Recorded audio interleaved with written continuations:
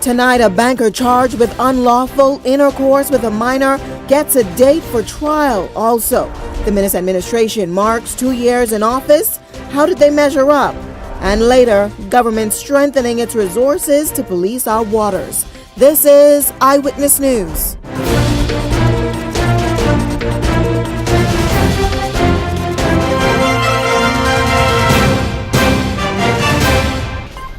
Eyewitness News brought to you by Flow Evo, powered by BTC. Flow Evo is here. Good evening, everyone. I'm Janae Noel Ferguson. Thanks so much for joining us. Off the top tonight, a banker and Yamacraw Shores resident was charged today in the Supreme Court with a single charge of unlawful sexual intercourse. 37-year-old Paul Lewis in the white shirt appeared before Supreme Court Justice Bernard Turner in Bank Lane today. Now, prosecutors allege that Lewis on Saturday, February 23rd, had unlawful sexual intercourse with a 14-year-old boy, allegedly. Now, Lewis is a director at a private wealth management company. He was allegedly caught by police officers in a compromising situation on the beach with a teen boy. Lewis pleaded not guilty to the charge. He is currently out on bail. He returns to court on Tuesday, May 21st, before Justice Cheryl Grant Thompson for trial. It's a story we are continuing to follow. Also in news today, police are presently investigating a suspicious death in Eastern Estates. Police provided little details on this matter, but said an adult female was found dead in her home.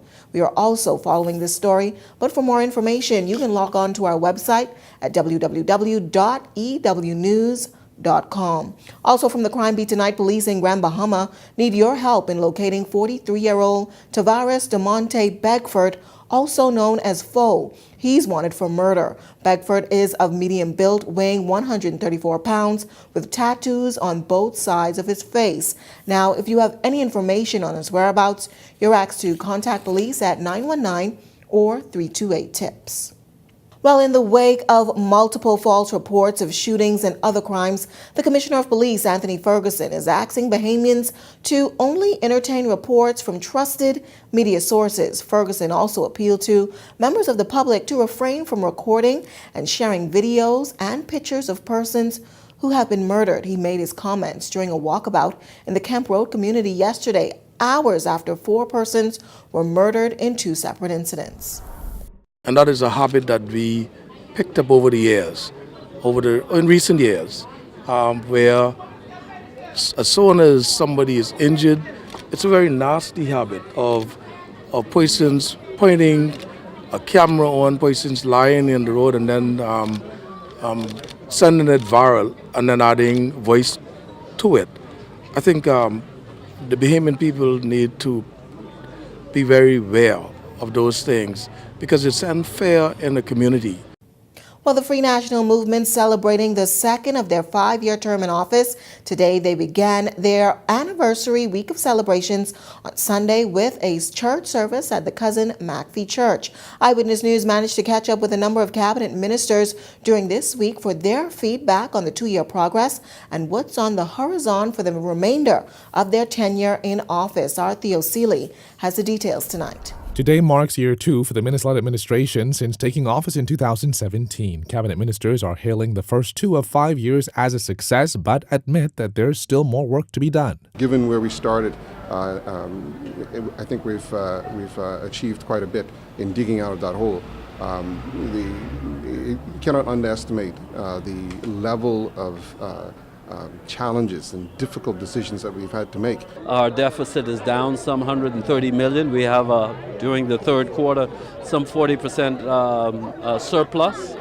We were able to pay $110 million down on some old bills that were left behind by the PLP. And what is also interesting to me is that the business licensing, that is up some 35%. I think the most important thing that the Minnis administration has done is brought a sense of order, a sense of discipline, a sense of fiscal responsibility, a sense of transparency. We're just better managers of the country. We have stabilized our country. We are now very optimistic about the future. Job creation is well on its way as a potential. We have been phenomenal in terms of our legislative agenda and accomplishments therein. Even our external stakeholders, such as the Moody's and IMF and the World Bank, is very pleased with our performance. We're on the way.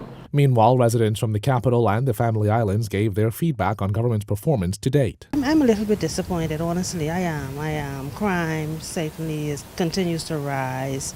And I wonder, I seriously wonder, and I'm baffled by it all. Yeah, I'm pleased. I'm more pleased than how I were before. That's for sure. But like again, you always got to be vigilant, and the people got to do like how they did before. If they don't see the situation panning out the way in which they were told that it's supposed to go, then they be prepared to make the change. I don't rate them. I'm watching to see, but I'm not rating. Do you think it hasn't been enough time yet? No, need more time. Are you pleased with what you've seen so far in 2 years? Not really.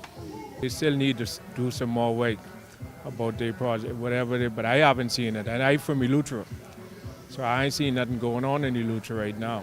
Coming from a family island, what would you like to see government do? I would like to see more jobs, like what I know how it used to be one time ago. 2 years into their 5-year tenure, and the Minister administration touts that it will decrease the country's deficit, slash crime statistics, improve health care, and streamline the public sector. Theo Seeley, Eyewitness News. In other news tonight, the nation's accession to the World Trade Organization would be pointless without the government implementing major structural policy reforms that would advance the country's business sector.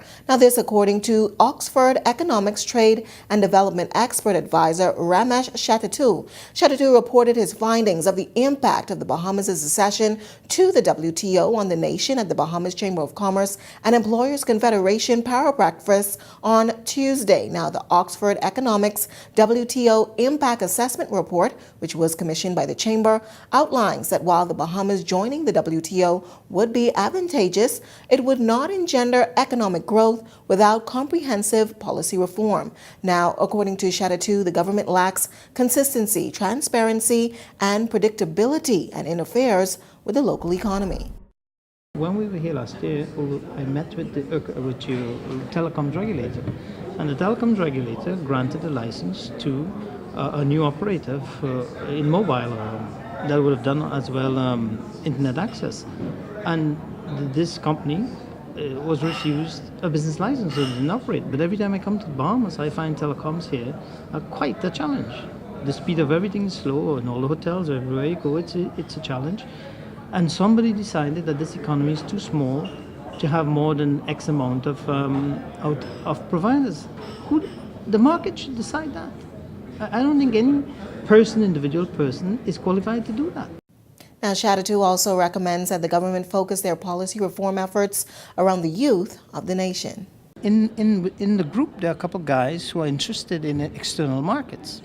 And the ones that are interested in external markets, they definitely are interested in WTO accession. The ones who see this as their pie, the whole pizza pie is in the Bahamas, they don't want WTO accession. And the question is, how does that stack up across the economy? You see? But I mean, if you look at the population pyramid for the Bahamas, you have a lot of young people here. I think 25% of the population is in the 25 bracket down. So they're the ones who have to be making policy for, not the ones in the 60s and 70s who've been collecting rents in their businesses for the last, I don't know how many, for a whole generation. That's the kind of thinking that the Bahamas has to engage in.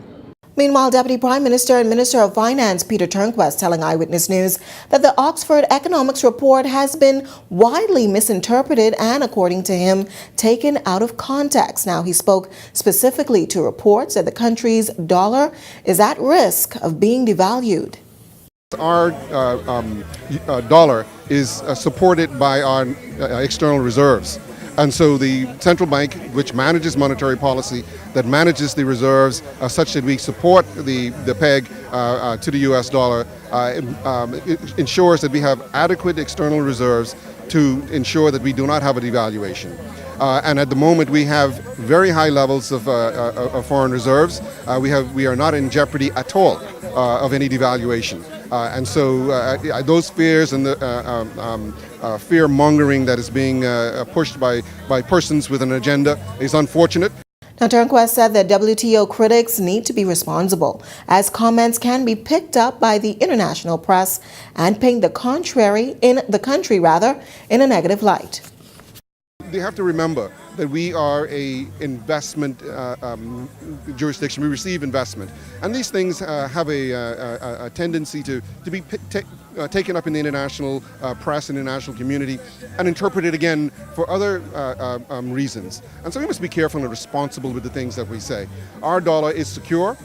We have no fear about any devaluation. The central bank has done and has historically done a very significant and satisfactory job with managing our monetary policy. So, I think Bahamians ought to be comforted and be assured that there is no risk in that regard.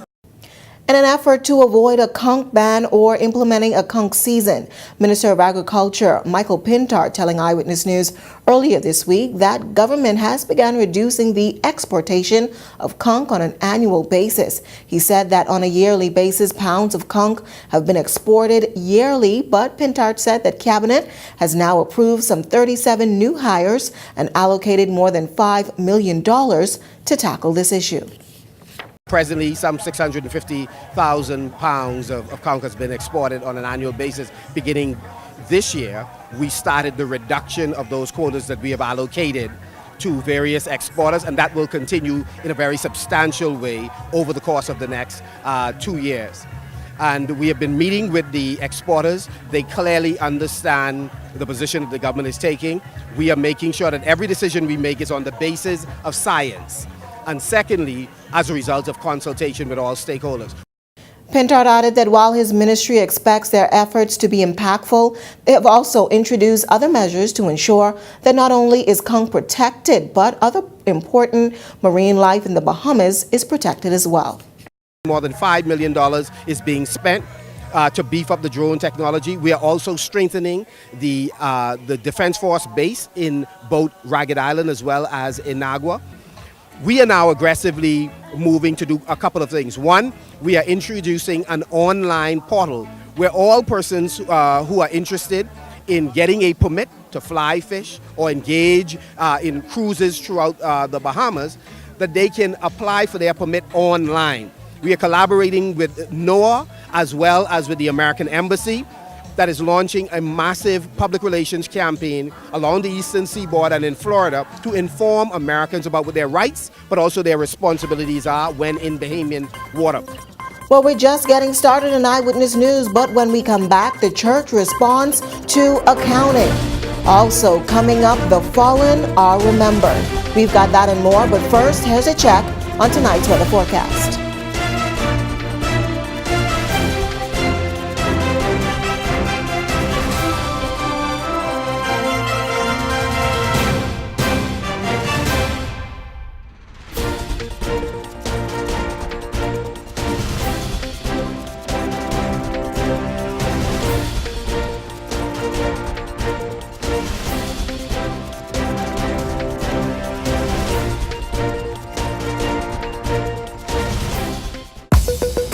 They say time flies when you're having fun, but can you believe it's been 1 year since Eyewitness News made its debut? We're the new news standard, and to show our appreciation for your support, we're having a week-long celebration. We'll highlight some of the best moments in news since 2018. We take the fun to the streets of the capital on Saturday at 11 a.m. with an exciting float parade. Come out to see the country's top news reporters as we spread the love. And then join us at R.M. Bailey Park, where the float parade will culminate at 2 p.m. There will be 20 exciting pop-up vendors for you to enjoy sweet treats and so much more. And then on Sunday, we invite you to celebrate with us at our anniversary church service to be held at Trinity Assembly City of Praise. It's our 1-year anniversary, and we want you to celebrate with us.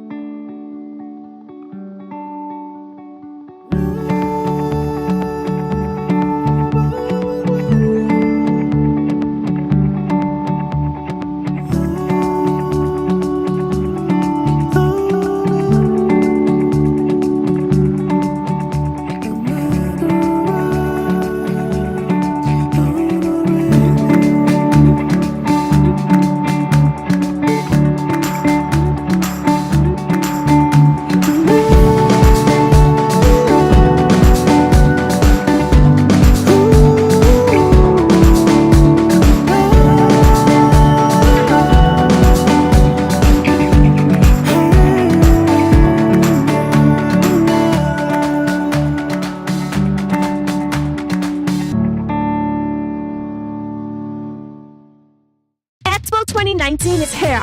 It all comes together at the Expo site on Glaston Road. Expo 2019 will feature livestock and culinary competitions. Catch the Grizzly Pig, the Bahamas Hot Pepper Eating Championships. Plus, great deals on fruit, vegetables, sauces, condiments, handicrafts, and farming supplies.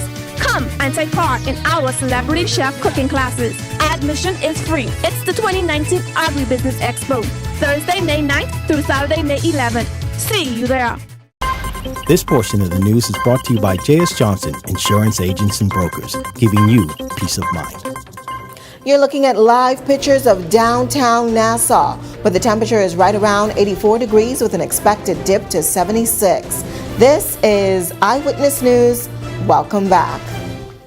Well, Bahamas Baptist Union of Churches Superintendent Wilton McKenzie tonight is publicly opposing the requirement of churches to submit their financial information to the government as stipulated by the nonprofit organization regulations. 2 years ago, the Registrar General's Department announced that hundreds of nonprofit organizations were mandated to notify the government of organizational details such as activities, annual income, identities of those controlling the finances, and also an explanation for their transactions in and out of the country. Now, while McKenzie was unable to say whether or not all churches a part of his union complies, he states that the requirement is unnecessary. I do not believe, though, that it becomes necessary for the church to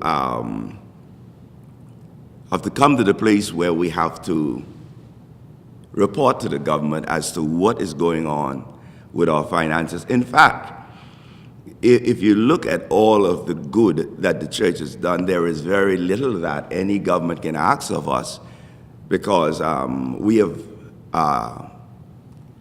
built schools, we have educated our children, and so there is an avenue and a clear path as to that they can see where the monies that are being collected in the churches are going.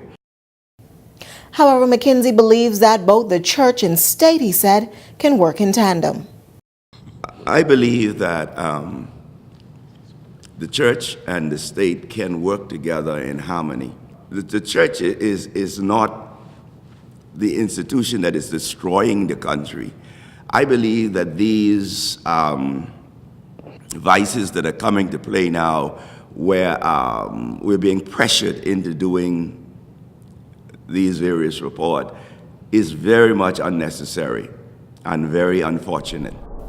Well, the Royal Bahamas Defense Force today remembering 4 Marines who died while in the line of duty when the HMBS Flamingo sunk in waters near the Ragged Island chain 39 years ago. On May 10th in 1980, the HMBS Flamingo captured Dominican poachers who were on their way to Santo Domingo when Cuban Air Force jets attacked the boat and sunk the ship.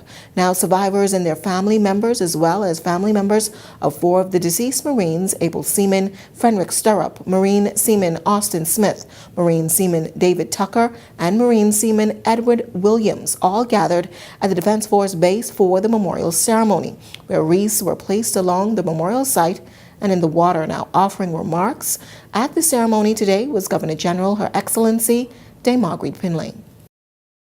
The ultimate sacrifice of our 4 valiant Marines and the ongoing dangers encountered by their crew Marines today remind us that members of the Defense Force and other security forces protect this nation by placing their lives in harm's way. For this, they deserve a grateful nation. Ordinarily, such an incident would have caused a rift in relations between 2 neighbors. But very early following the incident, it was clear that there was shared determination to maintain good relations. Well, he's known as the Comedy King. Demetrius Smith is putting final preparations together for his 5th annual Mother's Day event. But this year, he says he's doing things a little bit differently. Smith says he's expecting some 1,500 persons, mostly mothers, and those who've lost their mother figures in their lives. Smith says this year will also include tons of prizes, including 2 cars. person's going to be blessed from TVs to microwaves to refrigerators to grocery vouchers to BC vouchers. We're going to have that's going to be filled with excitement. But guess what? The thing about it is this. This is the most exciting part about it. We have about 3 brides, and all the 3 of these brides are going to be here in their wedding dresses. Miss Solomon, Miss Rold, and of course Miss Fraser. And they're going to be in their wedding dresses, in their full wedding dress, but one of them are going to get the ultimate honeymoon stay. There's going to be moments of inspiration. There are going to be moments of laughter, and also we also have someone in the audience that we are going to be giving almost like a wow kind of tribute to. They don't know that it's them.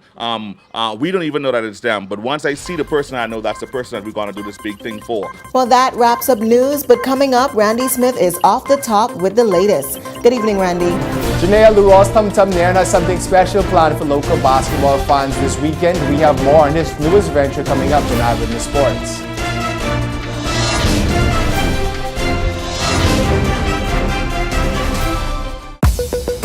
They say time flies when you're having fun, but can you believe it's been 1 year since Eyewitness News made its debut? We're the new news standard, and to show our appreciation for your support, we're having a week-long celebration. We'll highlight some of the best moments in news since 2018. We take the fun to the streets of the capital on Saturday at 11 a.m. with an exciting float parade. Come out to see the country's top news reporters as we spread the love. And then join us at R.M. Bailey Park, where the float parade will culminate at 2 p.m. There will be 20 exciting pop-up vendors for you to enjoy sweet treats and so much more. And then on Sunday, we invite you to celebrate with us at our anniversary church service to be held at Trinity Assembly City of Praise. It's our 1-year anniversary, and we want you to celebrate with us.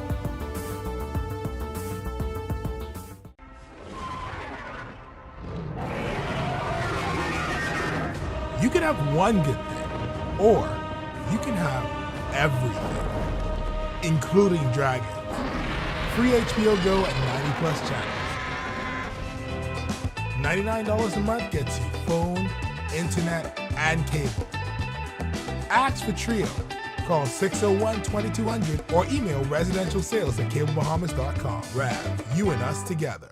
Looking for quiet, relaxation, elegance, and luxurious but yet affordable pampering? Come and see us at Baja Retreat Spa, East Bay Street next to Luciano's. How about a manicure, pedicure, facial, eyebrow threading, and body sugaring? You can purchase an instant gift certificate online at www.bajaretreat.com or call us at 323-6711.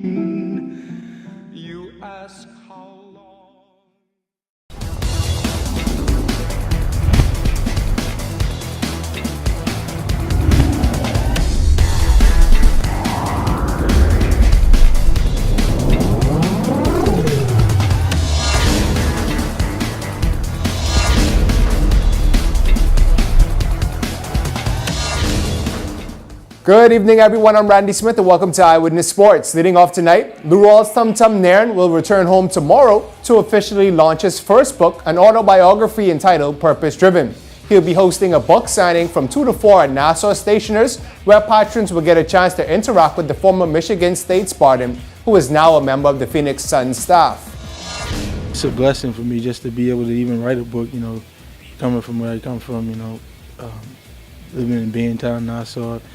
Just to be able to do that is something special for me. But I wrote the book I finished July 17th. So I've been at it done, but just, being able to do that and be here, where I'm from, a lot of people don't get to do it. So to see, Buddy on this level, DeAndre on this level, and I myself just, help the other kids back home see that they could do the same thing.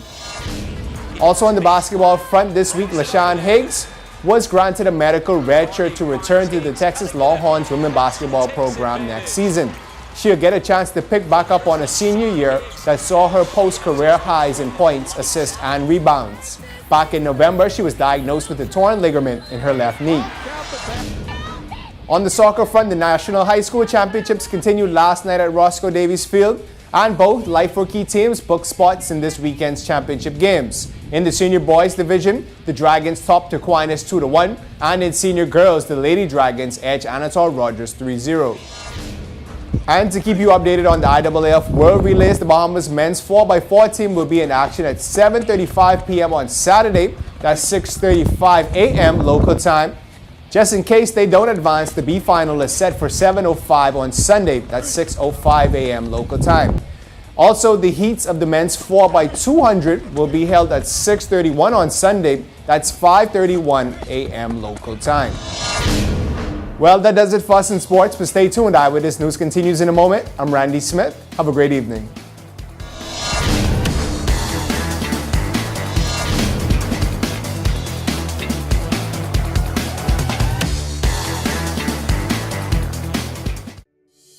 Hello, I'm Gershon Major, CEO of the Bahamas Gaming Operators Association. Are you or a loved one suffering from a gambling addiction? Do you find yourself more often than not having to choose between your daily expenses and this form of entertainment? If you've answered yes to these questions, we are here to help. At the BGOA, our doors are always open. There are several mechanisms in place to protect you as a player as part of our industry's responsible gaming program. If you find yourself or someone you know slipping through the cracks, please come in and visit us at number 41 Top of the Hill Mackey Street for an assessment, immediate assistance, or professional intervention at no cost to you. Remember, it's only a game, so please do so responsibly. For more information, please contact us at 603-2083. Visit our website at bgoabahamas.com or call our hotline at 808-9509. They say time flies when you're having fun, but can you believe it's been 1 year since Eyewitness News made its debut? We're the new news standard, and to show our appreciation for your support, we're having a week-long celebration. We'll highlight some of the best moments in news since 2018. We take the fun to the streets of the capital on Saturday at 11 a.m. with an exciting float parade. Come out to see the country's top news reporters as we spread the love. And then join us at R.M. Bailey Park, where the float parade will culminate at 2 p.m. There will be 20 exciting pop-up vendors for you to enjoy sweet treats and so much more. And then on Sunday, we invite you to celebrate with us at our anniversary church service to be held at Trinity Assembly City of Praise. It's our 1-year anniversary, and we want you to celebrate with us. You're watching Eyewitness News. Welcome back. Well, coming up and Beyond the Headlines with Clint Watson, it's a rebroadcast of a conversation with an organization providing grants for new business ideas. That's coming up and Beyond the Headlines. That starts right after this. Well, that does it for us here at Eyewitness News. It's certainly been a pleasure having you in our company tonight. On behalf of the entire news team, I'm Janae Noel Ferguson saying good night and have a great weekend.